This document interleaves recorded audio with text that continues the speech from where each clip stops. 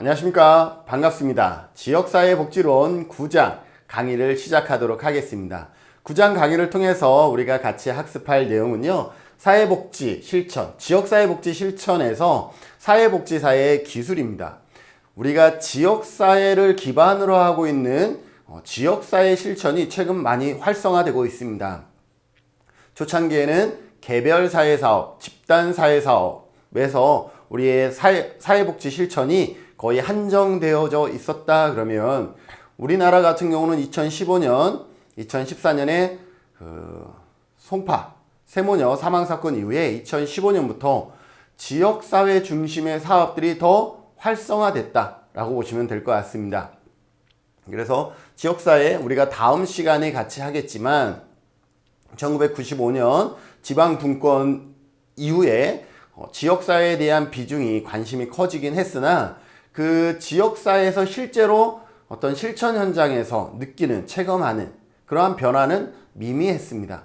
그러나 2003년에 사회복지사업법이 개정되면서 2005년부터 시군구 단위의 지역사회 복지협의체, 그때 당시는 지역사회 복지협의체가 만들어지고, 2006년에 지역사회 보장 계획이 수립되면서 2007년부터 시행이 되면서 지역사회 중심의 복지에 조금 더 우리가 한 발짝 진일보했다라고 볼 수가 있습니다.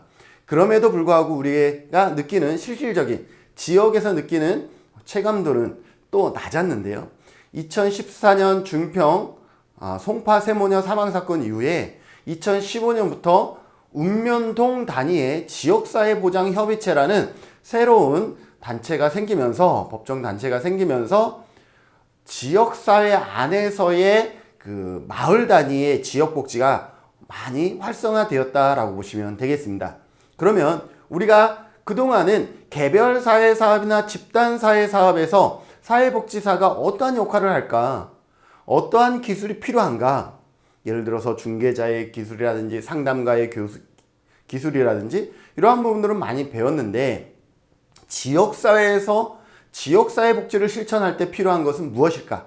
그 부분에 대해서 이번 시간에 같이 학습한다라고 생각하시면 될 것 같습니다. 내용이 많지 않고 어렵지 않은 내용인데도 불구하고 시험에 아주 많은 문항이 출제되는 문항 수로 보면 상당히 많은 문항이 이 9장에서 출제되어지고 있기 때문에 우리가 집중해서 학습할 필요가 있습니다. 내용을 같이 보면요, 사회복지사의 지역사회 실천 기술입니다. 어떠한 기술을 볼 거냐면 조직화의 기술에 대해서 볼 겁니다. 조직화라는 단어가 나오면 지역 주민의 역량을 키워준다라는 단어가 나오면 조직화의 기술이구나 라고 생각하시면 될 것 같습니다. 자, 네트워크라는 것은 우리가 사회자본이랑 같은 결을 하고 있죠. 네트워크가 풍부해야만이 그 안에서 사회자본이 더 강화가 되겠죠. 제가 많은 거미줄을 치었을 때 그 안에서 내가 정말로 실질적으로 도움을 받을 수 있는 그러한 관계가 그 안에서 형성이 되겠죠. 그렇기 때문에 우선적으로 네트워크 기술이 상당히 중요하다라는 것이고요. 자원 동원 기술입니다. 실질적으로 자원을 어떻게 해요? 개발하고 활용할 수 있도록 이렇게 하는 기술이 필요하고요. 옹호, 대변 기술입니다. 조직화 기술도 많이 나오지만 옹호, 대변 기술도 시험에 자주 출제되어지는데, 옹호라는 단어가 나오면 적어도 불합리한, 불이익, 이렇게 일반적인 상황에서 배제되어진 어떤 상황이나 문제에서 우리는 적극적으로 대변하게 되죠. 우리가 이게 불합리한 상황도 아닌데 우리가 적극적으로 나서서 대변한다? 그건 말이 안 되는 거죠. 누가 봐도 불합리하기 때문에 우리가 같이 동참해서 대변해 주는 거지, 이게 약간 호불호가 분명해, 나눠져 있어. 그런데 우리가 누구 한 사람을 대변하는 것은, 이거는 뭐예요? 어떻게 보면 팔을 짓는 게 되는 거죠. 그렇기 때문에 옹호 대변은 어떨 때 이렇게 불합리, 불이익이라든지 사회적 정의 실현을 위해 이러한 단어가 나왔을 때 옹호, 대변 기술을 쓴다라고 보시면 될 것 같고, 지역사회 교육 기술입니다. 우리가 지역사회에서 교육을 할 수 있도록 우리 사회복지사가 먼저는 역량을 키워서 교육을 시킬 수 있는 능력, 그리고 네트워크를 통해서 좋은 강사를 섭외할 수 있는 능력, 이러한 부분들이 또 필요하겠습니다. 인파워먼트, 역량 강화 기술도 필요하겠죠. 문제를 해결함에 있어서 문제 중심이 아니라 예방 중심으로, 그죠? 그리고 그 사람의 말 그대로 역량을 키워주는 그러한 기술이 우리 안에 필요한데, 구체적으로 어떠한 내용을 담고 있는지 하나하나 자세히 살펴보도록 하겠습니다. 첫 번째 언급되어지는 기술은 조직화 기술입니다. 조직이라는 것은 어떠한 단어와 같이 나온다라고 얘기를 했죠? 네, 조직이라는 단어는 말 그대로 주민들을 조직하고 그 문제의 해결을 돕는 기술이다라고 얘기를 했습니다. 자, 그러면 주민들을 조직하고 문제를 해결하기 위해서 돕는 것인데, 우선적으로 조직이 들어가기 때문에 조직화라고 얘기를 하고 있는데, 그러면 어떻게 도울 것이냐라는 거죠. 장기적인 문제 해결을 위해서 단기적인 문제 해결에 조직이 필요할까요? 단기적인 문제에는 그렇게 큰 조직적 접근이 불필요할 수 있죠. 그런데 의외로 이러한 장기적인 문제 해결에서는 조직을 얼마나 잘 갖췄느냐, 조직이 얼마나 탄탄하냐에 따라서 조직이 지속 가능하면서 그 변화를 만들어내겠죠. 그래서 일반적으로는 장기적인 문제에 접근에 적합하다라고 보시면 되고, 그리고 어떻게 한다? 역동적인 실체를 만들어 나가는 과정이다 라고 보시면 되겠습니다. 그리고 주민 조직의 형성, 일단 조직을 형성하는 데서부터 시작하기 때문에 조직화라고 보시면 될 것 같아요. 그리고 왜 형성했어? 문제를 해결하기 위해서 주민 조직을 했죠. 그러면 어떻게 할 것이냐라는 거죠. 어떻게 할 것이냐? 주민 개개인의 잠재력을 개발시킨다라는 거예요. 이게 핵심이겠죠. 역량을 강화시켜서 역량을 키워준다라는 거죠. 주민 개개인의 잠재력을 키워준다라는 거죠. 그러면 얘가 전적으로 얘만 언급이 된다 그러면 인파워먼트가 될 수 있지만, 우리는 뭘 해서 주민을 조직하고 문제 해결을 위해서 주민 개개인의 잠재력을 개발한다 라고 들어가면 조직화라고 보셔야 됩니다. 그래서 맥을 우리가 잘 찾으셔야 된다는 거죠. 그래서 지역사회의 역량 강화 및 환경 개선 등을 목표로 한다라는 거죠. 궁극적으로 목적도 뭐예요? 역량 강화, 역량을 키워주는 것을 목표로 하고 있다라고 보시면 되겠죠. 조직화는 하나의 문제 해결로 끝나는 것이 아니라, 마을의 조직이 잘 돼 있으면 A라는 문제의 해결이 그 조직을 통해서 해결될 수 있죠. 그런데 거기에서 조직이 바로 와야 될까요? 조직이 잘 구성되어 있다 그러면 A의 문제가 해결되더라도 또 B의 문제, 그리고 어떤 예방 차원의 문제들에 대한 접근들도 같이 하겠죠. 그렇기 때문에 또 다른 문제에 주민들이 스스로 예방하고 대응해 나갈 수 있도록 하는 것을 강조하고 있다라고 보시면 되겠습니다. 주민 조직은 새로 조직될 수도 있죠. 그죠? 제가 우리 마을에 지역사회복지를 위해서 투입된 지역사회복지 실천가라 그러면, 사회복지사라 그러면 제가 가서 없던 조직을 만들어낼 수도 있지만, 더 좋은 방법은 어떤 방법들이 있겠어요? 기존에 운영되어지고 있는 조직들을 잘 활용하는 것이죠. 마을 단위의 청년회라든지 부녀회라든지 느통반이라든지 다양한 조직들이 있거든요. 요즘 적십자도 있고요. 그래서 통반장의 모임이라든지 시민단체, 봉사단체뿐만 아니라 동창회나 동호회 주민 조직들도 어떻게 할 수 있어요? 잘 활용할 수가 있다라는 거죠. 그리고 우리가 뭔가를 조직할 때 이러한 기존의 모임들을 먼저 가서 대화하고 이렇게 접근을 한다 그러면 어떠한 문제가 해결되냐면, 김준은이 이 마을의 문제를 해결을 위해서 또 다른 어떤 조직을 만들더라도 기존의 조직들과 어떻게 돼요? 서로 협력 관계를 유지할 수가 있어요. 그런데 기존의 조직들을 무시하고 제가 어떠한 조직을 구성을 했어요? 그럼 어떻게 될까요? 기존의 조직들은 상당히 불편하겠죠.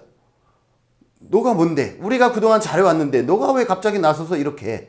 이러한 불편한 심기를 들을 수가 있다라는 거죠. 그렇기 때문에 주민 스스로 주민 조직을 이끌어 나갈 수 있도록 토착 지도자의 개발을 고려해야 하는 것이 좋고요. 내가 그것을 전체적으로 다 리더하고 끌어가는 것이 아니라, 가장 훌륭한 지역사회복지사는 어떤 사람이냐면, 내가 이 마을의 가장 훌륭한 지역사회복지사가 되기 위해서는 내가 이 지역에 없어도, 이 지역에 지역사회복지사가 없어도 이 마을 스스로가 어떻게 돼요? 마치 톱니바퀴가 자기 역할을 잘하듯이 기능적으로 잘 돌아갈 수 있도록 그렇게 구성하면 가장 좋은 지역사회죠. 그런데 지금은 그게 안 되기 때문에 내가 들어가서 이빨이 빠진 톱니바퀴를 하나를 새로 장착한다든지 이러한 역할들을 하는 것이지, 내가 지속적으로 거기에 남아 있어야 된다? 이건 좋은 지역사회복지사의 마인드는 아니다라고 보시면 되겠습니다. 그러기 위해서 훌륭한 토착 지도자들을 개발할 필요도 있고요. 지역 주민들의 관심과 이해를 반영해서 지역 주민과 신뢰관계를 구축하는 것이 상당히 중요합니다. 마을은요, 외부에서 온 사람들에 대해서 바로 이렇게 개방적인 입장을 취하지는 않습니다. 왜냐하면 그 마을에 지금까지 유지되어 왔던 그런 어떤 마을의 신념이라든지 역사라든지 이런 것들이 있는데, 외부에서 온 사람들은 이것을 이해하지 못하죠. 그렇기 때문에 내부에 있는 사람들도, 토착민들도 외부 사람들에 대해서 일단은 경계하게 된다는 거죠. 그런데 지역사회복지사는 뭘 하는 거예요? 이 지역에 같이 하면서 지역의 문제를 해결하는 사람이잖아요. 그러니 뭐가 필요하겠어요? 그들과 얼마나 탄탄한 신뢰관계를 구축하느냐, 이게 상당히 중요하겠죠. 조직화는 쟁점을 중심으로 이루어진다라는 것이고요. 어떠한 문제를 해결하기 위해서 조직화를 구성하는 것이고, 그 쟁점이 시급하고 구체적일 때는 어때요? 또 실현 가능할 때는 빨리 조직을 이루어내겠죠. 그리고 적극적으로 활동도 하게 되고요. 그래서 사회복지사는 조직가로서 촉매자, 그리고 이게 뭔가 끌어올릴 수 있도록 이게 해야 되는구나 라고 해서 조직하고 활동할 수 있는 그런 촉매자의 역할, 그리고 이러한 다양한 그 기존의 조직들과 연계할 수 있는 연계자의 또 자원도 연계해야 되죠. 그리고 교사로서의 역할, 그리고 계속해서 멈추지 않도록 촉진하는 촉진가로서의 역할 등이 필요하다라고 보시면 되겠습니다. 자, 조직화 기술의 핵심은 뭐예요? 그렇습니다. 주민을 조직해서 문제 해결을 하는데, 어떻게 역량을 개발하면서 그 주민 스스로가 그 문제를 해결할 수 있도록, 역량을 키워주면서 그 문제를 해결하는 그러한 기능을 하고 있다라는 거죠. 주민 조직화를 강화시키기 위해서는 어떻게 해야 된다라는 거예요? 기존의 조직들과 좋은 신뢰관계를 형성하는 것, 이것이 상당한 중요한 과제다라고 보시면 되겠습니다.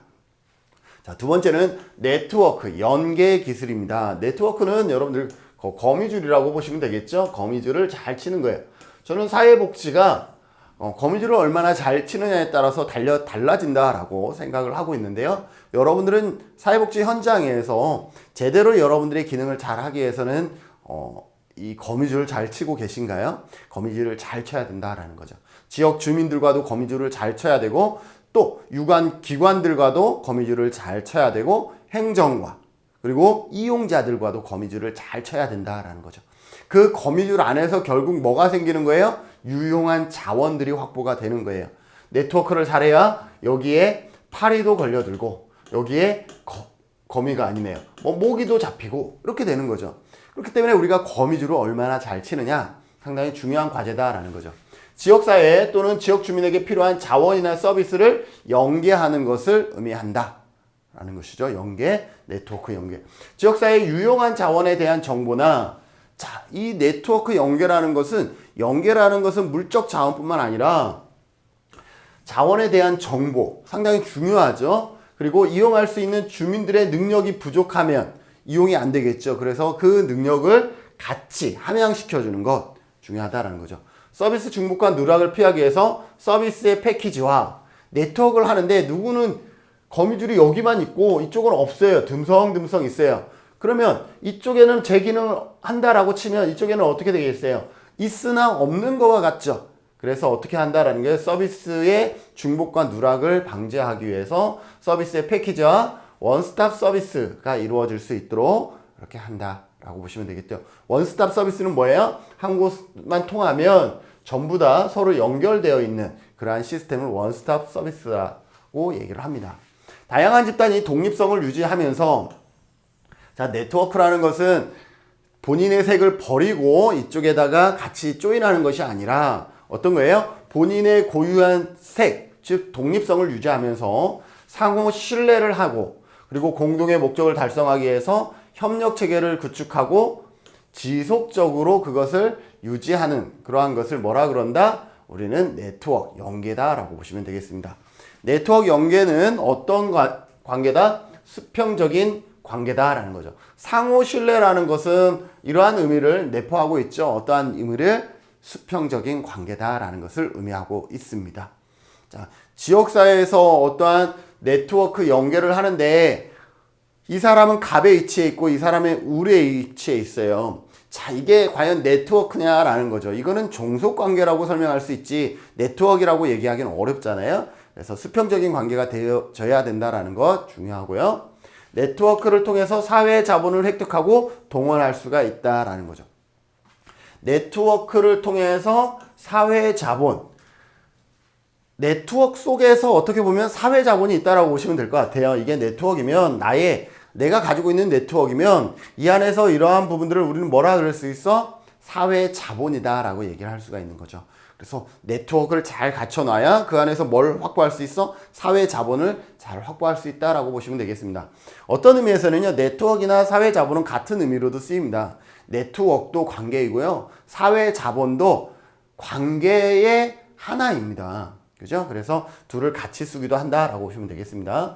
지역사회복지 네트워크는 대부분 자발적으로 형성이 되지만 지역사회보장협의체, 우리가 이 9장 강의 앞서에 언제부터 2005년부터 시군구 단위에, 이것도 시험에 나올 수 있기 때문에 2005년부터 시군구 단위에 시군구 지역사회복지협의체가 만들어졌고 2015년에 사회보장급여법이 만들어지면서 뭐예요? 읍면동 단위의 지역사회보장협의체가 만들어지기 시작했는데 이것은 자발적으로 만들어진 것이 아니라 어떻게 해요? 공공기관이 그 결성의 주체가 되었다라는 것이 조금 다른 것이죠. 그래서 뭐 청년회라든지 부녀회, 이것은 어떻게 보면 자발적으로 구성이 되어져 있는데 이렇게 지역사회보장협의체는 자발적인 것이 아니라 공공기관이 그 결성의 주체가 되었다라는 거죠. 여러분들 지역사회보장협의체만 그런 것이냐? 그렇지 않습니다. 최근에 이러한 공공기관을 통해서 만들어지고 있는 이러한 마을 조직들이 더 많이 늘어나고 있다라는 거죠. 예를 들어서 동네에 명예 사회복지 공무원 제도가 있어요. 이거는 2008년에 중평 모녀 사망 사건, 그리고 구미 부자 사망 사건 이후에 상당히 더 활성화되고 있는 사업 중에 하나가 뭐냐면 명예 사회복지 공무원 제도입니다. 제주도는 제주도에 맞게 사회복지 명예공무원이 아니라 우리 동네 삼촌 돌봄이라는 타이틀로 제주도는 만들어졌습니다. 그래서 읍면동 단위 70명 이상의 지역 주민으로 구성되어 있다라고 보시면 되겠습니다. 자, 네트워크 구성의 원칙입니다. 네트워크 구성의 원칙, 자발성, 분권성, 평등성, 유연성, 이러한 성질들을 가지고 있다라는 거죠. 자발성이란 뭘까요? 자발성이라는 것은 네트워크는 강제성을 갖거나 의무적인 참여가 되지 않도록 해야 된다라는 거죠. 의무적인 참여가 되면서부터 어떻게 되죠? 사람들은 고민하기 시작하죠. 그죠? 하나의 과제가 돼버리죠. 과제. 그런데 이처럼 무거운 짐, 과제, 숙제가 되어버리면 어떻게 되죠? 빠져나가려고 하지 더 적극적으로 하려고 하는 마음이 사그라들잖아요. 그렇기 때문에 자발성, 반대로 얘기하면 자발적으로 참여할 수 있도록 끊임없이 어떻게 해야 돼요? 유인해야 돼요. 동기를 제공해야 된다라고 보시면 될 것 같고요. 두 번째, 분권성입니다. 조직들 사이에 권력과 자원이 분산되도록 분권화된 구조를 가져야 된다라는 거죠. 분권화의 반대는 뭐냐면 집권화입니다. 집권화가 아니라 분권화 구조를 가져야 된다라는 거죠. 집권화라는 것은 이렇게 수직적인 체계를 집권화 체계라 그러고요. 분권화는 이렇게 수평적인 체계를 분권화 체계라고 합니다. 예를 들어 팀제, A팀, B팀, C팀, 이러한 것은 팀제죠. 그래서 A, B, C가 다 어떻게 돼요? 서로 동등한 역할, 권한을 위임받는 분권화된 구조의 대표적인 예이죠. 그래서 개별 조직 내부에서 분권화 구조를 형성하여 각 조직의 대표자들 사이에서 네트워크가 이루어지는 것이 아니라 이 A와 B와 C 조직도 그 안에서 누가? 실무자들이 그 역할들을 할 수 있도록 어떻게 해야 된다? 하는 것이 상당히 중요하다라는 거죠. 대표들이 얘기하면 이 안에서 다시 뭐가 되겠어요? 이 안에서 집권화 구조가 돼버리잖아요. A 집단, B 집단, C 집단은 분권화 구조가 맞긴 하지만 다시 A 집단으로 왔을 때 A 집단 안에서의 의사소통도 어떻게 돼요? 수직 구조가 되지 않고 수평 구조가 될 수 있도록 실무자들이 운영의 중심이 되도록 노력해야 된다라고 얘기를 하고 있고요. 평등성은 뭐예요? 네트워크에 참여하고 있는 구성원들 사이에 어떻게 해야 된다? 권한과 참여와 자원 분배 등이 어떻게 평등하게 이루어져야 된다는 거죠. 어떤 조직을 만들어서 참여를 했는데 가봤더니 거기에는 엄청난 불평등이 존재해요. 한 사람이 나머지의 사람들을 다 지배하려고 그러고 명령하고 또 이렇게 된다 그러면 나머지 사람들은 거기에 즐거움으로 기쁨으로 참여할 수 있겠습니까? 그렇지 않죠. 그렇기 때문에 그 조직 자체가 어떻게 되어져야 된다? 평등성을 유지해야 된다라는 것이고, 세 번째는 유연성을 가져야 된다라는 거죠. 네트워크 조직은 여기가 강제적이지 않기 때문에 자발적 조직이기 때문에 어떻게 해야 된다? 더욱더 네트워크는 유연하게 구성될 수 있어야 된다라고 얘기를 하고 있습니다. 유연하라는 건 뭐예요? 자발성과 같이 연결한다 그러면 참여뿐만 아니라 탈퇴에 있어서도 선택의 자유가 보장되어지는 것을 우리는 유연하다라고 얘기를 할 수가 있겠죠. 가입을 했는데 내가 처음에 의도했던 거와 일치하지 않아서 탈퇴를 하고 싶은데 탈퇴를 하려고 그랬더니 엄청난 협박과 압력을 준다? 이건 어때요? 그 조직은 이미 성장을 멈춘 조직이다라고 얘기할 수가 있겠죠. 내가 이분이 탈퇴를 하더라도 충분히 자유롭게 탈퇴할 수 있게 함으로 인해서 다른 사람이 가입할 때의 부담을 낮춰주는 그러한 부분 뭐예요? 조직을 만들어야 된다라고 보시면 되겠죠. 그리고 네트워크에 참여하는 조직이 다른 네트워크에 참여한다고 해서 어떻게 해야 된다? 이에 대해서 제약을 가해서는 안 된다라는 거죠. 가입과 탈퇴뿐만 아니라 내가 여기에 활동도 하면서 다른 집단의 활동을 하는 것을 또 제한하면 안 되겠죠. 이거는 왜냐하면 자발적 조직이기 때문에 그렇습니다. 이것이 어떻게 우리가 의무가 있는 어떤 수익사업이고 그래서 우리의 어떤 의무가 있고 권리가 있고 이러한 부분들이 아니잖아요. 우리는 뭘 위해서 구성된 거예요? 어떤 문제 해결을 위해서 구성됐기 때문에 유연성을 갖고 있어야 된다라고 보시면 되겠습니다.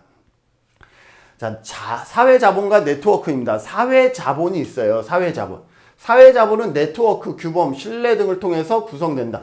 그러니 이 사회자본은 지금 우리가 얘기하고 있는 네트워크 연계 기술의 하나다라고 보시면 되겠죠. 하나? 예.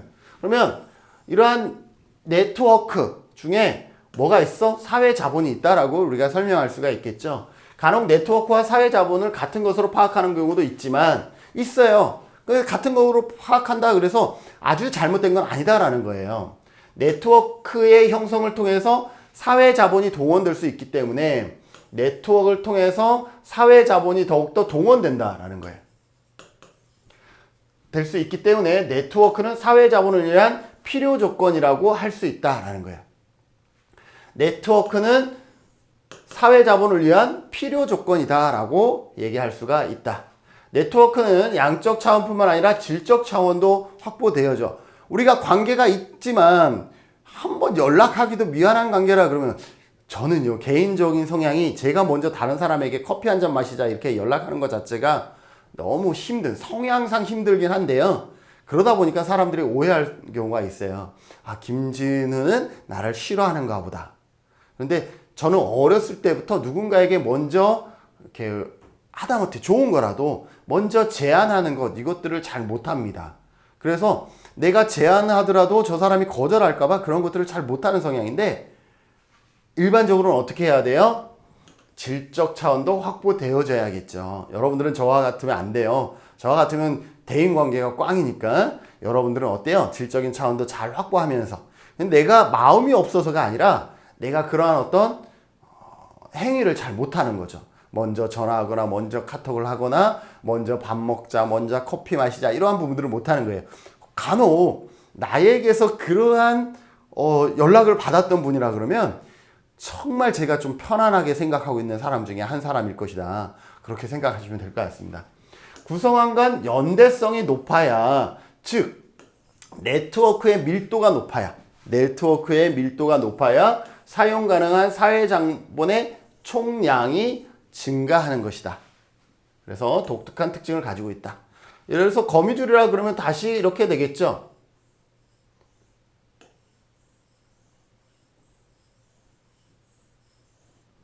여기에 허술한 이 부분보다 여기에 거미줄이 빽빽하게 쳐져 있는 데가 어때요? 뭔가 우리가 작은 것도 확보하기가 쉽겠죠. 그래서 우리는 단순히 이 크기가 얼마냐에 따라 이렇게 듬성듬성한 거미줄이 아무리 크게 있어봐야 파리 한 마리 못 잡는다라는 거죠. 그럼 어때요? 단순히 양이 중요한 것이 아니라 네트워크는 질도 상당히 중요한 의미를 갖고 있다는 것 여러분들이 기억해 두시고요. 사회자본의 특징은 뭐냐 하면 사회자본은 그 이익이 공유되고 사회자본은 한번 획득되더라도 지속 가능한 영원한 것은 절대 아닙니다. 네트워크라는 것은 항상 관리 유지해 줘야 되는 거예요. 사회자본이 됐든 네트워크도 됐든.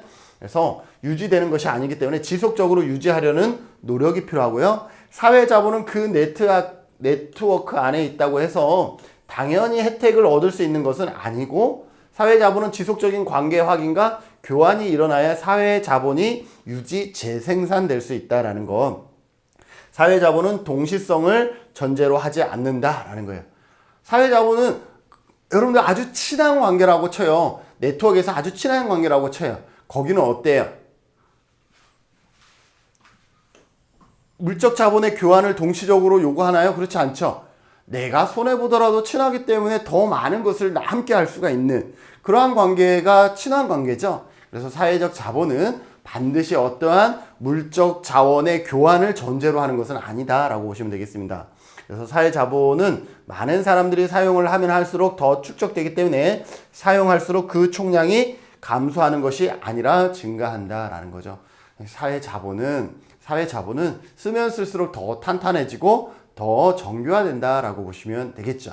근데 단순한 네트워크는 어때요? 와해될 수도 있다라는 거죠. 자, 네트워크.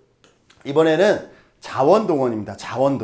자원을 동원하는 기술도 우리에게 중요한 기술이다라고 보시면 되겠습니다. 특징. 자원개발 동원 기술은 지역사회 주민의 욕구 충족과 문제 해결을 위해서 필요한 자원이 필요한 경우 자원을 발굴하고 동원하는 기술입니다. 우리 지역사회에 자원들이 많이 있는데 그것을 어떻게 발굴하고 어떻게 동원할 것이냐 이러한 기술이 필요합니다. 정말 필요하거든요. 이제 지역사회 복지의 핵심은 적어도 지금의 패러다임에서는 읍면동 지역사회 보장 협의체인데 읍면동 지역사회 보장 협의체의 주요 기능 중에 하나가 뭐냐면 사각지대를 발굴하고 자원을 발굴해서 이 발굴한 자원을 갖고 이 사각지대의 문제를 해결하는 거거든요. 그러면 자원 발굴이 상당히 중요한 역할을 하게 된다는 것을 우리가 알 수가 있습니다. 자, 그러면 자원 개발, 동원 기술을 통해서 기부 능력이 있는 잠재적 기부자를 발굴하고 기부할 수 있는 동기를 부여한다라는 것이죠. 자, 그러면 기부 능력이 있는 잠재적 기부자는 어떤 사람일까라는 거죠. 이러한 것들을 우리가 파악해야 되겠죠. 제가 살고 있는 저는 제주도의 조천이라는 곳에 살고 있는데 바로 2km만 지나가면 함덕이라는 마을이 있습니다. 여러분들 함덕해수욕장 잘 아시죠? 함덕해수욕장은 관광지다. 유명한 관광지다 보니까 배달 사업이 많이 활성화가 돼 있어요. 그래서 지역사회 보장 계획, 지역사회 보장 협의체에 컨설팅을 해주러 갔을 때 어떤 걸 제안했었냐면 남아도는 쿠폰들, 배달 음식을 시켰는데 10개를 모아야 한 번을 더 시킬 수 있는데 대부분의 사람들이 요즘은 10개를 먹기가 어려워요. 왜냐하면 치킨의 종류도 너무 많고 또 이사도 자주 가고 이러다 보니까 그래서 그렇게 집에 굴러다니는 쿠폰들을 모으면 적어도 누군가에게는 10개의 쿠폰이 모아져서 누군가에게는 그것을 제공할 수가 있다는 거죠. 이렇게 컨설팅을 해줬더니 실제로 한 복지관에서 이 사업을 추진하고 있습니다. 그래서 어떻게 해요? 마을에 복지관을 올 때 집에 남아도는 쿠폰이 있으면 쿠폰함에다가 집어넣도록 이렇게 하고 있는 거죠. 그건 어때요? 잠재적인 기부자를 발굴하는 것이죠. 또 기부할 수 있는 동기를 부여하는 것도 좋겠죠. 제 마을이 아니라 또 이웃 마을에는 어떠한 사업을 하고 있냐 하면 예를 들어서 그러한 사업들을 하고 있는 거죠. 지금 살고 있는 사람들로부터 예를 들어서 1,000원 기부를 받는 것이 아니라 마을을 떠나서 지금 타지에 살고 있지만 고향을 그리워하는 사람들로부터도 어떻게 해요? 마을 사랑 어떤 후원금이라든지 이러한 부분들을 받고 있다라는 거죠. 그러한 다양한 방법으로 자원을 개발하고 동원하는 기술이 필요하다라고 보시면 되겠습니다. 홍보를 통하여 기관의 목적과 사업을 적극적으로 알리고 기관에 대한 신뢰성을 높여야 된다라는 거죠. 여러분들 기관에 내가 뭔가 자원을 나누고 기부하고 싶은데 그 기관 자체가 어떤 기관인지 모른다 그러면 쉽게 선택을 못 하겠죠. 그래서 기관의 투명성을 높여야 되겠죠. 기관의 투명성, 신뢰성을 높이기 위해서는 어떻게 해야 되겠어요? 이제 신분증이라든지 명함이라든지 이러한 것들도 잘 활용하는 것도 방법이죠. 자원을 위해서 어떻게 해요? DM 발송이라든지 이벤트, 인터넷 대중매체 활용, 공익 연계 마케팅 이러한 방법들을 하게 됩니다. DM이라는 것은 어떤 것이냐면요, 우편으로 직접 고객에게 전달하는 방법입니다. 무엇을 우리가 우편으로 전달할 수가 있어요? 맞죠? 잠재적인 고객에게 엽서라든지 편지라든지 카드라든지 카탈로그라든지 이러한 부분들을 우리가 뭘로 할 수 있어요?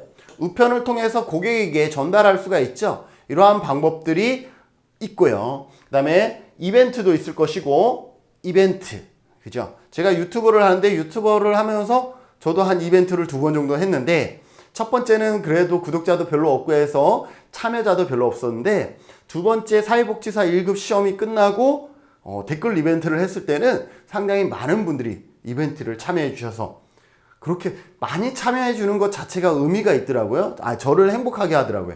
이벤트, 그리고 인터넷, 대중매체를 통해서도 많이 하고, 요즘은 이러한 공익연계 마케팅도 많이 합니다. 공익연계 마케팅이라는 것은 뭐냐면 공익과 말 그대로 연계해서 쓰는 마케팅입니다. 대표적인 것으로는요, 미국의 톰즈라는 신발 회사 여러분들이 아시나요? 네. 조금은 엉성한 것 같은 그러한 신발인데, 신발 자체가 저가 이것을 떠나서요, 톰즈라는 신발은 어떻게 되냐면, 우리가 톰즈의 신발을 한 켤레를 사면 같은 제품이 제3세계 국가에 어떻게 된다라는 게 후원된다라는 거예요. 그래서 어떨 때는 조금 비싼 감이 있어도 어때요? 내가 기부하는 마음으로 그 신발을 사게 된다라는 거죠. 그래서 내가 이 신발을 사면서 이게 6만 원이야. 6만 원을 사지만 내 안에는 어떤 마음이 있냐면, 그래, 내가 신발 한 켤레를 후원했어. 누군가를 위해서 후원했어. 이런 마음이 들게. 그렇게 하는 기부 형태를 뭐라 그런다? 공익연계 마케팅이다 라고 보시면 되겠습니다. 자원 동원 기술의 3가지 방법이 있는데요. 첫째, 지역사회 조직 및 구조를 활용한 방법과, 두 번째는 지역 주민들을 개인적인 차원에서 설득하는 방법과, 세 번째는 지역 주민들이 적극적으로 집단 활동에 참여하는 방법으로 우리가 설명이 되어지겠죠. 다 유사하지만 이렇게 나눠지고, 여러분들은 이 중에 이 전체적인 내용을 파악하시면 돼요. 첫째, 지역사회 조직 및 구조를 활용한 강화하는 방식이다 라는 거예요. 그러면 지역사회 조직 및 구조를 잘 파악하고 활용할 수 있어야 되겠죠. 그래서 지역사회 기존, 시민단체, 전문가단체, 친목단체 등을 동원하는 방법이 있다라는 거죠. 그리고 조직의 자율성을 지키면서 이 시민단체나 전문가단체나 친목단체가 모였는데 그들 안에서 종속관계가 된다 그러면 안 되겠죠. 그래서 동등한 자격으로 참여하면서 공동의 목표를 강조하게 된다라는 거죠. 이러한 부분들이 상당히 중요합니다. 예를 들어서 우리 마을에 누군가가 도움이 필요한 한 사람이 있어요. 가구가 있어. 그러면 이것을 지역사회 조직 및 구조를 활용하면 어떻게 되겠어요? 청년회나 부녀회나 마을의 어떤 단체들이 같이 조인해서 일일 오프를 한다든지 이러한 사업들을 하게 되는 거죠. 그런데 그것을 할 때 어떻게 해요? 동등한 위치에서 같은 사업을 할 때 가장 시너지가 더 클 수가 있다라는 것이죠. 그래서 청년회는 청년회 나름대로의 역할을 하고, 부녀회는 부녀회 나름대로의 역할을 하고, 그리고 주민자치위원이라든지 이러한 분들도 또 참여할 수 있죠. 나름대로의 역할을 해줄 때에 가장 탄탄한 자원 동원을 확보할 수가 있다라는 것이죠. 지역사회 내 지도자를 발견하고 활용하는 방법도 있고요. 왜냐하면 이 자체 지금 얘기하고 있는 게 지역사회 조직을 활용하고 있기 때문에 지역사회 내 지도자를 발견하는 것도 하나의 방법이 될 수가 있고, 기존의 조직을 활용할 경우 갈등 요인을 사전에 예방할 수 있는 효과도 있다라는 거죠. 앞에서도 얘기했지만 우리가 마을 단위의 사업을 할 때요, 우리가 조심해야 되는 건 뭐냐면 기존에 있는 조직들하고의 대립이에요. 내가 새로운 조직을 만들고 내가 이 마을에서 뭔가 활동을 하는 것은 기존의 어떤 조직들과 대립하기 위해서 한 것이 아닌데 정말로 마을에 문제가 있다라고 생각해서 그 문제를 해결하기 위해서 한 건데, 의도치 않게 기존에 운영되어지고 있는 조직들은 이렇게 새로 생기는 조직에 대해서 경계를 하게 됩니다. 왜? 우리가 하는 일하고 지금 같은 일을 하고 있는 거 아니야? 이렇게 생각할 수가 있는 거죠. 그럼 저게 왜 필요하지? 라고 하면서 반감이 먼저 설 수가 있기 때문에, 그럼에도 불구하고 이렇게 먼저 이들을 활용한다 그러면 어떻게 되겠어요? 그러한 갈등 요인을 사전에 예방할 수가 있겠죠. 두 번째 방법은 뭐냐면 지역 주민들, 이번엔 개인. 이거는 기존의 조직을 통해서 자원을 동원하는 방법이라 그러면 여기는 개인. 여긴 집단과 개인을 다 공략하는 거죠. 여러분들 집단으로 갔을 때 내가 청년회 소속인데 청년회로 왔을 때는 뭐 청년회에서 알아서 하겠지, 머리 굵적 이럴 수 있잖아요. 그런데 그분들이 개인적으로 나를 찾아왔어. 그러면서 김진훈의 도움이 절대 필요하대. 함께 해주면 큰 힘이 될 것 같대. 그럼 어떻게 돼요? 조직 단위로는 같이 못하지만 개인 단위로는 또 같이 참여할 수가 있겠죠. 그래서 지역 주민들을 직접 만나서 그들이 느끼는 문제와 욕구를 확인하고 규명을 하고, 주민들이 참여하여 소극적이거나 회피하는 경우에 원인을 찾아서 극복함으로 인해서 이 개인들을 같이 참여할 수 있도록 하고, 주민들과 대화 시 대화의 중심을 문제 해결에 둠으로써 주민들의 주의를 환기시키고 개인적인 선호도를 적극 활용한다라는 거예요. 우리가 조직을 만날 때는 조직의 어떤 목적과 설립 근거와 의, 이러한 것들이 중요하다 그러면 개인을 만났을 때는 개인의 선호도, 이러한 부분들이 상당히 더 중요한 요인이 되겠죠. 그래서 이러한 부분들을 활용하고 접촉이 개별적이고 직접적인 것이 되도록 노력해야 된다라는 거죠. 내가 이거 만나러 온 것은 당신 한 사람이 정말로 이 활동에 필요하고 도움이 될 것이기 때문에 당신을 만나러 왔다라고 우리는 어필해야지, 그것을 마치 아이고 누구 어디 뭐죠 이렇게 접근할 필요가 없다라는 거죠. 자, 그래서 모임에 참여해 달라는 초청장을 보낼 때도 다수에게 일괄적으로 보내는 것이 아니라 어떻게 개별적으로 초청장을 전달하는 것.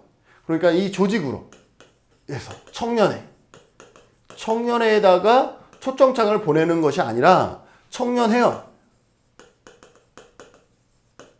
청년회원들에게 각각 초청장을 보내는 것, 이러한 방법들이 지역 주민을 개인 차원에서 설득하는 방법이다라고 보시면 되겠죠. 자, 세 번째, 지역 주민들이 적극적으로 집단 활동에 참여하는 방식이다. 지역 주민들이, 그래서 주민들과 처음 대면할 때 최소한 모임의 목적에 동의하고 모임의 활동을 지지하게 해준다라는 것. 모임 참여에 대한 계속적인 동기부여가 상당히 중요하다라는 얘기를 같이 하고 있습니다.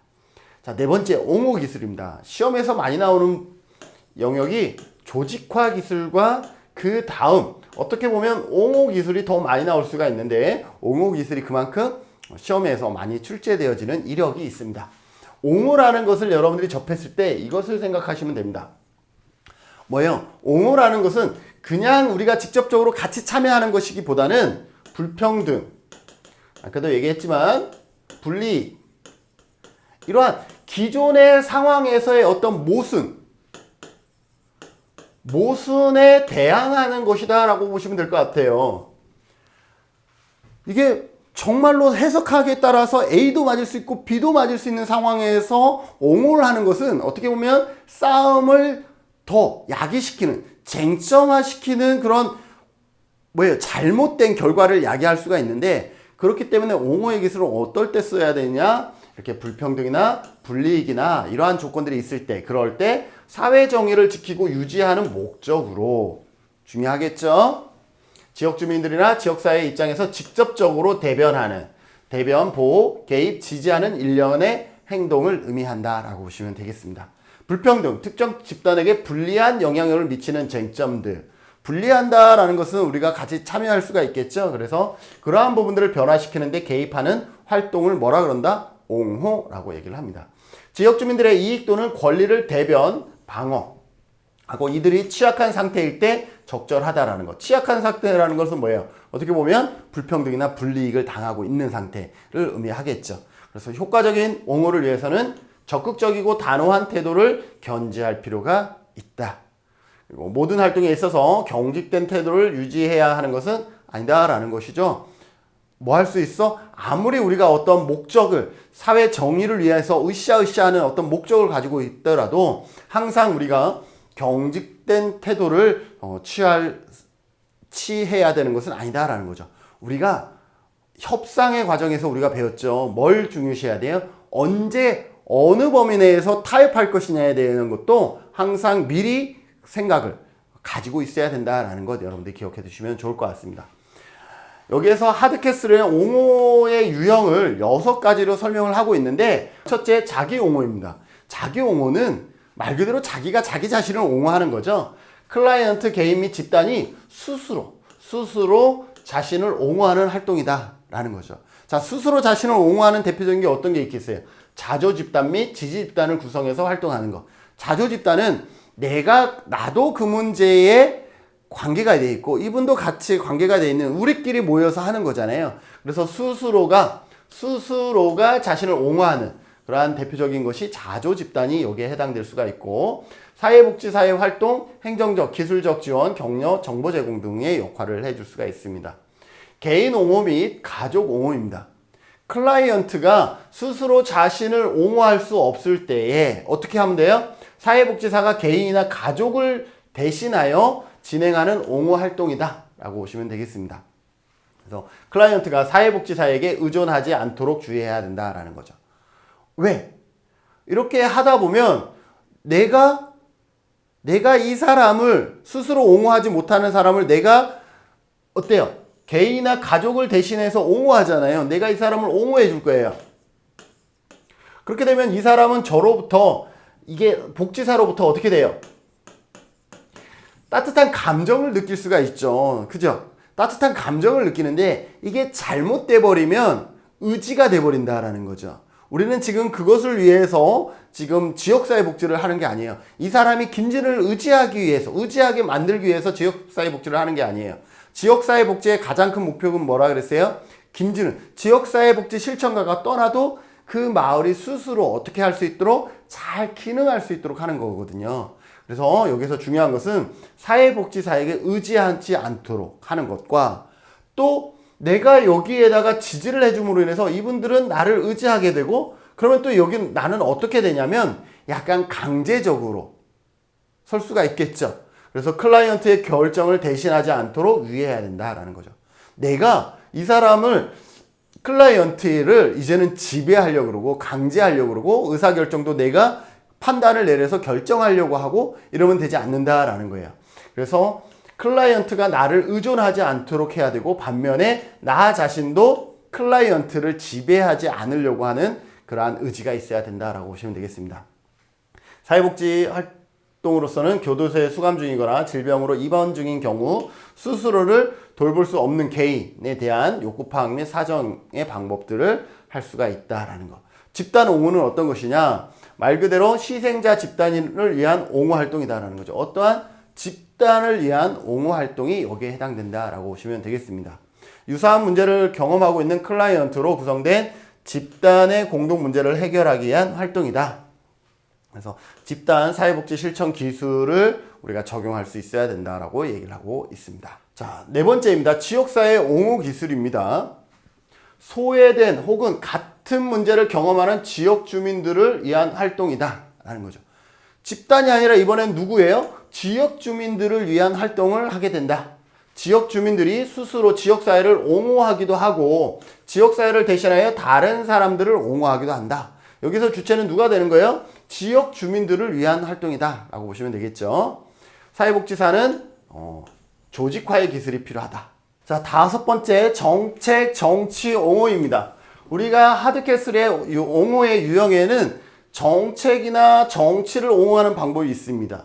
입법 영역이나 행정 영역, 사법 영역에서 다양한 형태로 전개가 되는데 어떻게 하느냐?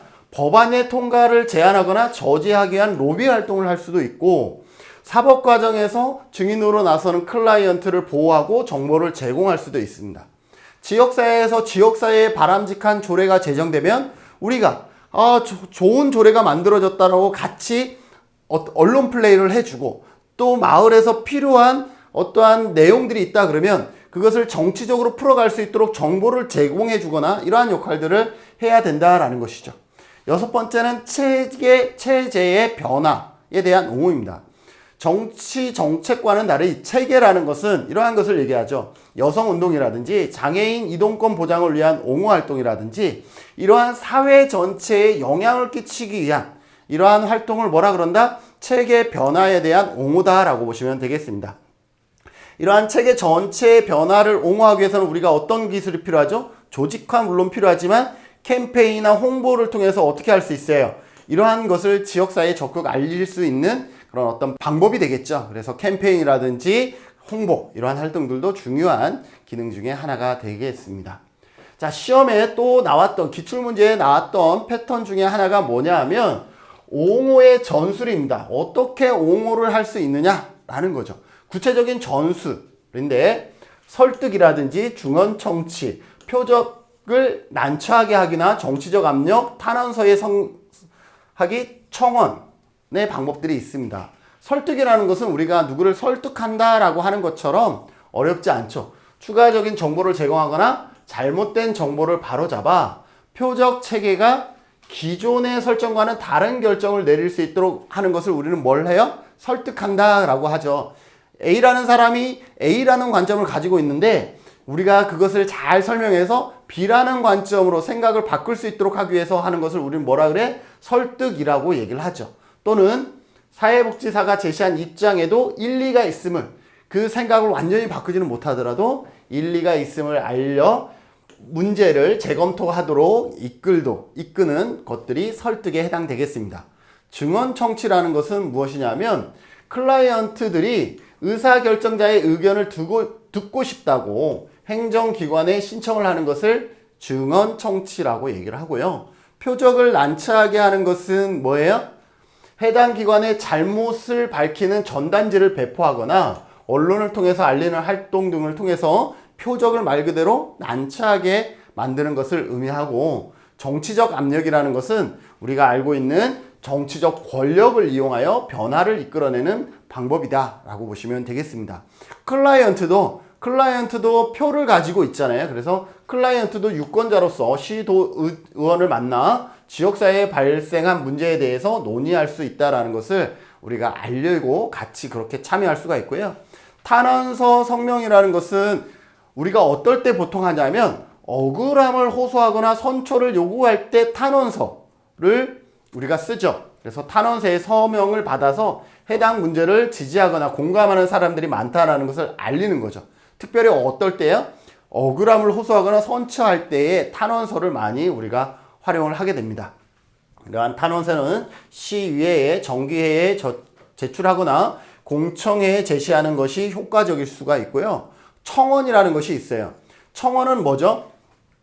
특정 조직, 특별히 국가나 국가기관에 일정한 조치를 요청하기 위하여 다수의 서명지를 제출하는 것을 청원이라고 얘기를 합니다. 그래서 이것도 우리가 기출문제에 나왔었는데 청원이라는 단어가 나오면 국민청원, 요즘 국민청원 많이 하잖아요. 그래서 뭐 월 20만 명 이상 청원에 동의하면 그것을 청와대에서 답변을 내린다. 뭐 이렇게 얘기를 하고 있잖아요.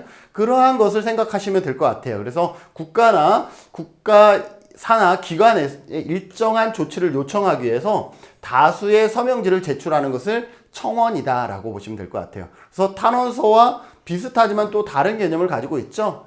그래서 이 청원이라는 것은 청원법에 따라서 피해 구제, 공무원에 대한 징계나 처벌의 요구, 법률 등의 재개정 및 폐지, 공공의 제도 또는 시설의 운영, 그 밖에 국가기관 등의 권한 속에 속하는 사항들에 대하여 어떻게 할 수 있어? 청원할 수가 있는 것이죠. 그래서 최근에 국민청원의 내용들을 우리가 살펴보면 이 청원은 충분히 어떠한 내용을 담고 있는지 이해할 수 있을 것이라 생각이 되어집니다.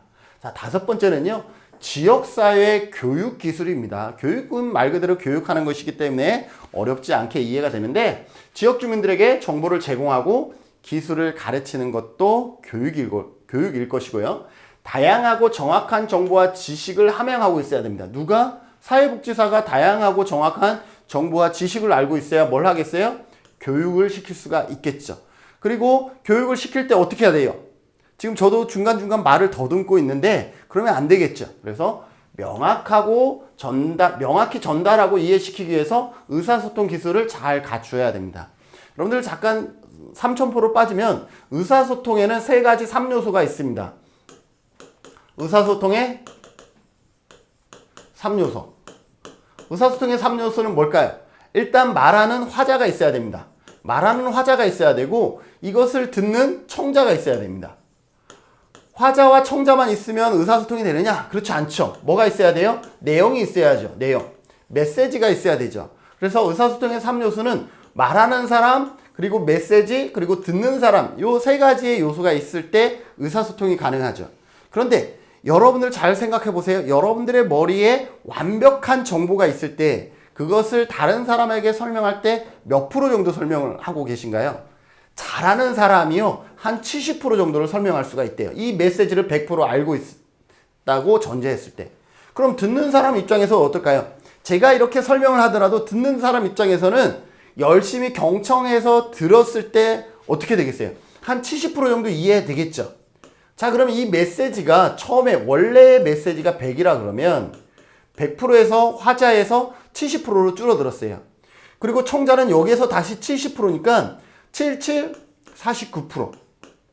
우리가 말을 잘하고 또 열심히 경청했을 때 겨우 원래 가지고 있던 메시지의 50% 정도를 우리가 이해할 수 있는 거예요. 그렇기 때문에 어떻게 해요? 최대한 우리가 더 말을 논리적으로 잘하려고 해야 되고 듣는 분들도 열심히 놓치지 않고 잘 들으려고 해야 적어도 50% 이상의 내용을 이해할 수 있다라는 거예요. 그래서 의사소통 기술도 상당히 중요하고요. 지역 주민들에 대한 상담, 이런 의사소통뿐만 아니라 같이 만나서 교육이 이루어지기 때문에 상담 기능도, 그리고 지역 주민들이 관심사에 대한 다양한 행사를 계획할 수도 있어야 되고 지역사회 실정에 맞는 교육 과정이 필요하겠죠. 사람마다 틀립니다. 사람마다 지역마다 원하는 교육의 주제들이 다르기 때문에 그 지역에 맞는 교육 과정들을 개설할 수 있는 능력이 필요하고 다양한 프로그램으로 지역 주민들의 능력을 개발하고 지역사회 문제 해결에 신념을 갖도록 우리가 어떻게 해줘야 돼요? 그렇게 응원해주고 지지해주는 역할들이 필요합니다. 지역 주민 상호 간 대화를 촉진시키고 지역 연대감을 향상시키는 것도 더불어 중요하다라고 얘기할 수가 있습니다. 여섯 번째, 인파워먼트 역량 강화 기술입니다. 지역 주민이 자신이 권한과 능력을 발견, 획득해 나가는 과정의 결과로 파악할 수가 있습니다. 그래서 두 가지로 설명할 수가 있는데 과정으로서의 인파워먼트와 그리고 결과로서의 인파워먼트가 있겠죠. 과정으로서의 인파워먼트는 어떤 거예요? 지역 주민들이 자신의 삶에 대해서 자주적으로 통제력을 획득하고 삶의 질을 높이는 데 필요한 자원에 접근하려고 시도하는, 이렇게 시도하는 것 자체가 인파워먼트죠. 그죠? 왜? 우리가 의지가 없으면, 그죠? 에너지가 없으면 뭔가 해보려고 하는 의지 자체가 없잖아요. 그죠? 그래서 그러한 시도를 하는 의지 자체만으로도 과정으로서의 인파워먼트가 충족되었다라고 볼 수가 있죠. 그런데 과정에 내가 하겠다라고 하는 의지가 발생했다 그래서 그에 적절한 결과를 만들어내는 것이 아니기 때문에 결과로서의 인파워먼트도 우리가 고민해 봐야죠. 결과로서의 인파워먼트는 주민들의 노력과 지역사회 실천가들이 개입에 따른 효과로 지역 주민들의 실천 사회에 더 많은 통제력과 자원에 대한 접근성을 갖게 된, 한마디로 결과의 변화를 얼마나 만들어내느냐, 이것도 중요하겠죠. 우리가 한번 해보자라는 그런 어떤 시도도 중요하지만 또 그런 마음가짐도 중요하지만 그러한 결과를 만들어내는 것도 중요하다라고 얘기할 수가 있고요. 이 역량을 강화하기 위해서는 어떠한 것을 우리가 고민해 주면 좋냐면 억압 요소나 방해 요소를 제거하는 것도 좋은 방법입니다. 보통 인파워먼트라 그러면 잘하는 것이 무엇일까? 그 잘하는 것에 대해서만 관심을 갖고 있는데 잘하기 위해서 억압 요소나 방해 요소를 제거해 주는 것도 상당히 좋은 방법이 될 수가 있습니다. 그래서 지역 주민이 자신의 문제를 객관적으로 인식하고 주체적으로 문제를 해결해 나가는 것을 지향한다 라고 보시면 되겠습니다. 사회복지 관계에서도, 사회복지사와의 관계에서도 주체적인 역할을 궁극적으로 하는 것이 목적이겠죠. 그래서 지역사회 문제를 해결하는 방법은 치료가 아닌 뭐다? 파워를 획득함으로써 가능하다라고 보고 있는 것이죠. 그래서 기존에는 과거 중심의 문제를 해결하는 것이 중심이었다 그러면 지금은 어때요? 파워를 형성함으로 인해서 앞으로 자신 있게 나아갈 수 있는 그런 어떤 것을 만들어내는 것을 의미한다라고 보시면 되겠습니다. 자, 파워란 원하는 것을 얻을 수 있는 능력, 타인의 사고, 느낌, 행동에 영향을 미칠 수 있는 능력, 자원 배분에 영향을 미칠 수 있는 능력들을 얘기를 합니다. 그래서 파워라는 것은 뭐예요? 원하는 것을 얻을 수 있는 능력을 갖게 하거나 그리고 타인의 사고, 느낌, 행동에 영향을 미칠 수 있는 것도 능력이죠. 파워죠. 그리고 영향을 미칠 수 있는 자원 배분에 영향을 미칠 수 있는 능력, 이것도 우리는 파워라고 얘기를 합니다. 그러니 여기에서 파워라는 것은 결국은 뭐예요? 능력을 키워주는 것이다 라고 볼 수가 있겠죠. 파워를 획득하고 파워를 부여한다는 것은 자신의 환경에 효과적이고 창조적으로 참여하는 것으로 결정에 참여하는 선택권을 갖는다라는 것을 의미한다라는 것을 참고해 주시면 될 것 같습니다. 인파워먼트를 위한 방법에는 의식을 제고하는 것이죠. 사람들이 자신들을 억압하는 사회 구조에 대한 비판 의식을 갖게 하고 비판 의식에서 끝나는 것이 아니라 이제는 자신의 목소리를 내는 거죠. 공개적으로 자신의 목소리를 낼 수 있도록 하고 공공의제 만들기입니다. 문제의 원인을 대중이 제대로 인식할 수 있도록 쟁점을 효과적으로 정리해서 뭘 만든다? 공공의제가 되는 거죠. 공공의제를 만들면 이것이 결국은 뭐가 되는 거예요? 정치인들이 이것을 덥석 물고 앉으면 이게 정책의제가 되는 것이죠. 그래서 공공의제를 만드는 것도 방법이다. 마지막으로 네 번째는 사회자본 창출하기입니다. 지역사회 구성원이 사회적 관계에 바탕을 둔 사회자본의 창출을 도움으로써 협력과 연대감을 향상시키는 데 있다. 그래서 협력과 연대를 통한 사회자본은 지역 주민의 역량 강화를 위한 자원이 된다. 그래서 사회자본이 상당히 중요하다라는 것. 이 사회자본은 어디에서?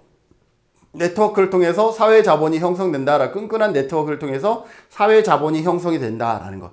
그리고 이 사회자본은 나중에 뭐가 된다라는 거예요? 역량 강화를 위한 또 뭐가 된다라는 거예요? 자원이 된다라는 것을 볼 수가 있죠.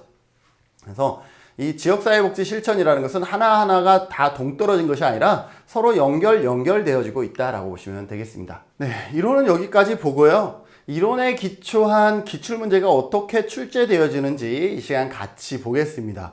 이론을 공부하다 보니 알 것 같기도 하고 모를 것 같기도 하고 저게 어떻게 문제가 되지? 이런 생각을 가졌을 것 같은데 기출문제를 봄으로 인해서 그러한 궁금증을 좀 해소하고자 기출문제를 같이 풀어보도록 하겠습니다. 17회 출제되었던 문제인데요. 다음 설명에 해당하는 지역사회복지 실천의 기술은 그랬습니다.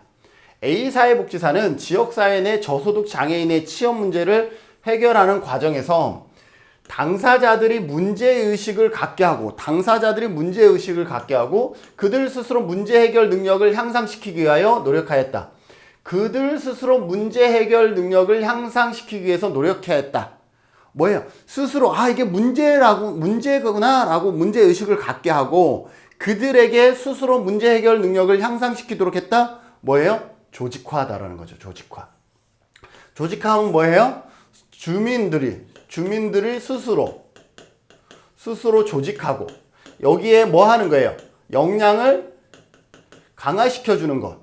이것을 조직화라 그랬죠. 그래서 정답은 조직화에 해당되고요. 19의 문제. 원래는 어떻게 출제가 됐냐? 지역사회복지 실천 과정에서 사회복지사가 활용한 기술은 사회복지사 A는 가족 캠핑을 희망하는 한부모 가족 10세대를 대상으로 프로그램을 계획하고 있다. A는 개인적으로 참여하고 있는 수영클럽을 통해서 프로그램 운영에 필요한 예산과 자원봉사를 확보하고자 운영진에게 모임 개최를 요청하고 성공적인 결과를 얻었다. 뭘 확보하려고 한 거예요? 예산과 자원봉사를 확보하고 싶어서 모임을 개최하고 성공적인 결과를 얻었다라는 거죠. 여기서 핵심 뭐예요? 얘를 확보하고자 한 것이죠. 그래서 옹호 아니고 조직화 아니고 인파워먼트 아니고 지역사회 교육 아니고 결국은 5번이 됩니다. 예산과 자원을 확보하고자. 그런데 어때요? 좋은 결과를 얻었어요. 그럼 자원 개발 및 동원에 해당하는 기술을 활용한 것이겠죠. 19회 네트워크 기술의 특성으로 옳지 않은 것은 그랬습니다. 네트워크 기술입니다. 네트워크는 뭐예요? 연계죠, 연계. 연계 기술을 살펴보는 거죠. 자원의 효율적인 관리에 있다. 맞죠? 연계하는 이유가 뭐예요? 자원의 효율적인 분배, 여기에 관심이 있다라고 얘기를 했고, 사회정의 준수 및 유지. 사회정의라는 단어가 나오면 뭘 생각해요? 옹호. 어떤 불합리함, 불이익, 이러한 단어가 나오면 사회정의, 이러한 단어가 나오면 옹호를 생각하라 그랬죠. 그래서 얘는 네트워크 기술이 아니라 옹호 기술이다 라고 보시면 되겠습니다. 서비스의 중복과 누락 방지, 자원의 효율적 관계와 이거는 같은 의미죠. 그러니 어떨 때는요, 보기만 알아도, 보기만 해석해도 답을 찾을 수가 있는 거죠. 참여를 통한 시민의 연대 의식의 강화, 연대, 네트워크, 연대, 같은 말이죠. 지역 주민에게 필요한 자원이나 서비스를 연결하는 것. 1, 3, 5번은 말 그대로 같은 의미가 되는 것이죠. 그래서 2번이 옳지 않은 것은 2번이 되겠습니다. 9회 문제네요. 지역사회복지 실천에서 옹호 활동. 옹호. 옹호하면 뭐 생각하라 그랬어요? 정의, 사회 정의, 불이익, 이러한 거 생각하라 그랬죠? 해당하지 않는 것이네요. 지역사회 내 복지자원을 조정하고 연계한다. 복지자원 하면 뭐라 그랬어요? 연계기술이라 그랬죠? 연계기술. 그래서 바로 1번이 정답이 되겠네요. 시의원 등에게 정치적인 압력을 하는 것. 압력을 하는 거 옹호 맞죠? 피켓팅을 해서 기관을 난처하게 하는 것도 마찬가지고, 행정기관의 증언 청취를 요청하는 것도 방법이었죠. 그리고 지역 주민들로부터 탄원서, 청원, 이러한 방법들은 뭐예요? 옹호의 방법이었잖아요. 그래서 옳지 않은 것은 1번이 되겠습니다. 1번은 복지 자원 나왔고 연계 나왔어요. 그래서 이거는 연계 기술에 해당된다라고 보시면 되겠죠. 한 문제 더 풀어볼까요? 이번도 옹호였네요. 15회에서 옹호 기술입니다. 기술의 특성 중 옳은 것을 모두 고른 것은 그랬습니다. 사회 정의를 지키고 유지한다. 옹호 맞죠? 조직 구성원의 경제적 자립을 강조한다. 옹호는 불이익이나 이러한 부분에 맞지, 경제적 자립과 불이익, 이것은 좀 결이 다르죠. 그죠? 그래서 얘는 아닙니다. 디귿. 표적 집단에 대한 강력한 영향이나 압력 행사하는 것 옹호 기술 맞죠? 정당한 처우나 서비스를 받지 못하는, 정당한 처우, 이게 일반적인 처우가 아니라 정당한 처우를 받지 못하는 것, 이거는 불이익이죠. 그러니 얘도 옹호가 맞다라는 거죠. 그래서 모두 고른 것은 기역, 디귿, 리을 4번에 해당된다라는 것이죠. 그래서 우리가 문제를 풀 때, 문제가 더 있을까요? 네. 문제를 풀 때 문제에서 우리가 핵심 단어들을 잘 찾아내는 그러한 부분들이 필요하다라고 보시면 될 것 같습니다. 그래서 옹호하면 여러분들 사회정의, 불이익, 불평등 이러한 부분들을 보시고, 조직화 기술은 말 그대로 지역 주민들을 조직화해서 역량을 키워주는 그러한 과정이다라고 보시면 되고, 연계 기술은 자원의 효율적인 배분 그리고 연계하는 것, 이러한 부분들을 잘 보시면 될 것 같습니다. 그래서 특정한 어떤 기술에 해당하는 핵심 단어들만 놓치지 않으면 기출문제에서도 보셨듯이 문제풀이에는 어렵지 않았다라는 것을 알 수가 있습니다. 이러한 점들을 여러분들이 감안하셔서 9장은 어렵지 않은 장이기 때문에 여러분들이 한두 번만 꼼꼼하게 읽어보셔도 충분히 커버될 수 있는 영역이기 때문에 열심히 공부해 주시면 시험 보는 데는 어렵지 않을 것이다 라고 생각이 되어집니다. 오늘 강의 여기서 마치고 다음 강의는 제10강 지역사회복지 네트워크의 실제에 대해서 살펴보고요.